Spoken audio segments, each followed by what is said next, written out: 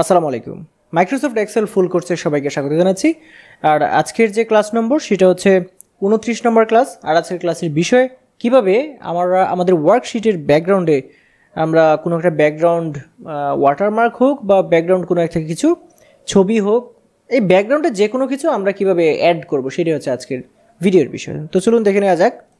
দেখতে পাচ্ছেন আমার এখানে যে শিটটা রয়েছে, এই শিটের এখানে আমরা যদি দেখি যে পেজ লেআউটটা ঠিক আছে কিনা, পেজ লেআউটে চলে যাচ্ছি। হ্যাঁ, সবটা পেজই ঠিক আছে।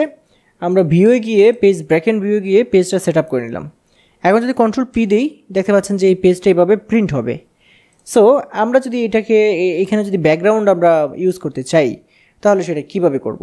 ব্যাকগ্রাউন্ড ইউজ করার জন্য আমাদের যেটা করতে হবে, এখানে পেজ লেআউটে ক্লিক করতে হবে। তারপর এখান থেকে যে ব্যাকগ্রাউন্ড লেখাটা দেখতে পাচ্ছেন এইখানে ক্লিক করতে হবে। তখন আপনি কিন্তু এই ইমেজ সার্চ দিয়েও আনতে পারবেন। ওয়ান ড্রাইভে যদি থাকে সেটাও নিতে পারবেন, তবে আপনার কম্পিউটারে থাকলে সেটাও নিতে পারবেন। আমি এখান থেকে ব্রাউজে ক্লিক করছি এবং আমি উপরে ডেস্কটপে ক্লিক করে এখান থেকে একটা ছবি নিয়েছি। যেমন এখানে একটা ছবি আছে, আবার এখানেও ছবি আছে। এই ছবিটি নিয়েছি, নিয়ে এখানে ইনসার্টে ক্লিক করছি। ইনসার্টে ক্লিক করলে এটা কিন্তু আমার এখানে চলে আসবে। বন্ধুরা দেখতে পাচ্ছেন এই যে ব্যাকগ্রাউন্ডে এই ছবিটা কিন্তু চলে আসলো এবং এটা কিন্তু অনেক বড় একটা সাইজের ব্যাকগ্রাউন্ড হয়ে কিন্তু চলে আসলো এখানে।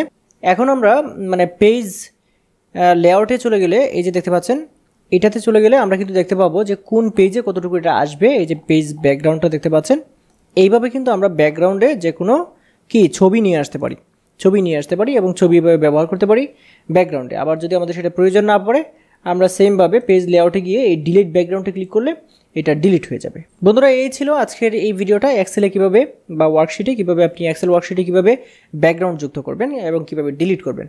আশা করি এই ভিডিওটা আপনারা বুঝতে পেরেছেন।